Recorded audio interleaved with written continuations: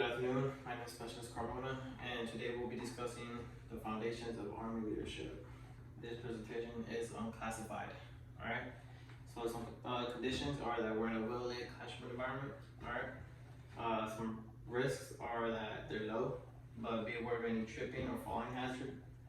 And remember that it is your responsibility as well as civilians to protect and preserve the environment, alright? So if you look in front of you, I provided a slideshow printout for you guys. It's yours to keep. If you have any questions or comments, please hold them off to the end of class, or you can write them off on the slideshow printout, all right? So what is the purpose of this presentation? It's able to discuss what Army leadership is, as well as construct soldiers to one day becoming better leaders, all right? Some key points that we'll be discussing or going over or defining what Army leadership is. A little bit of Army history, all right? The leadership requirement model, also known as a LRM. The levels of leadership, Army values, and the summary, okay? So before we get into it, a little bit of, let's talk about the Army history a little bit, all right? So if you didn't know, the Army was first established on June 14th, 1775. During this time, it was also when the Revolutionary War had just taken place. Our first commander-in-chief was George Washington, who led the Continental Army, for those of you that didn't know. During this time, though, the Army was still under the British rule. But a year after, on July 4th, 1776, we had gained our own independence. All right. So let's define leadership, Army leadership. Okay. It's the process of influencing people by providing purpose, direction, and motivation, while operating to accomplish the mission and improve the organization. If you can't remember this whole definition, what you want to take out of it is you want to be able to influence and provide purpose, direction, and motivation to your subordinates. Okay? So be, no, do. This is covered by LRM, which is something we discussed earlier in the BLC class. Alright? This can be found on ADP 6-22. Alright? So B covers character and presence. Character is your morale compass and the ability to tell right from wrong. Presence is the military bearing, uniform wear, and appearance that you show. Know is the intellect, covers intellect, which is your ability to going out to learn what you already don't know. So taking time out of time of yourself to go out and to be able to learn things that you've never even heard of before, right? Do covers all the competencies, which are achieve, develop, and lead. You can achieve results, develop soldiers, and lead your subordinates to success. All right. The levels of Army leadership. As you can see, there are 3, right? Those being strategic, organizational, and direct.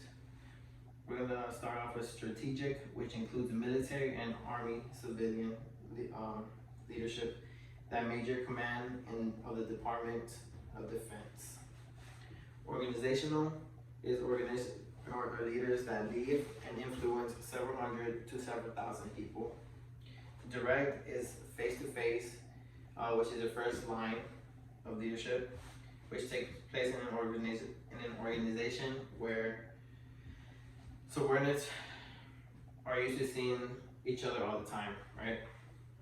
So with strategic, it's when it's in the military world, it's higher ups, as well as in the civilian where like high-end people get together and they come up with a plan to accomplish major goals, right? Organizational is when you gather of like just a big group of people, and you guys plan and accomplish tasks that you have in common.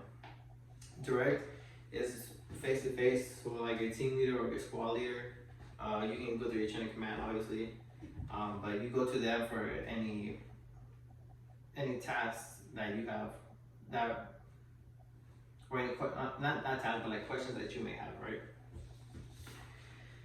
Army values. We should all be living by these.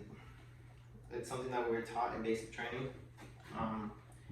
So if you don't know, this is where I'll be able to tell you. So loyalty is, so an example of loyalty would be, is that you deploy, right? And you get captured. Your loyalty follows you. You don't want to be giving out information to the enemies about like where we are or our mission, right? Because then you're betraying us at that point. And it's your duty to, along with that, it's also your duty, right? You can't be breaking your values. With respect, an example of that would be not disrespecting, not being mean or ugly towards your seniors, your peers, your subordinates, right? You don't want to be disrespectful. You always want to show that respect, especially when there's people higher than you. You can't be doing stuff like that, right?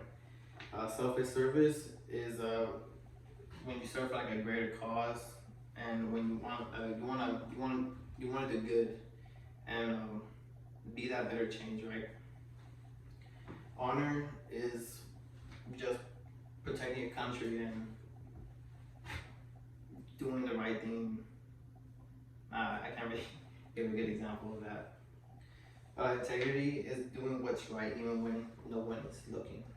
That's a big one, especially when it's lower enlisted, because we tend to do whatever we want when no leadership is around, right? I mean, sometimes it falls with NCOs as well. We all fall in this category when it comes to integrity, right? And lastly, personal courage is putting yourself in uncomfortable situations and wanting to be more competent. And that is the end of this class. So just to cover what we went over is we went over Army leadership, right? We described the LRM. We gave some examples off of that. We covered the 3 levels. We covered the levels of Army leadership, which there was 3, right? And we talked about the Army values, as well as we talked a little bit about Army history. So at this time, is there any questions? All right. Well, this concludes my class. Everyone have a great day.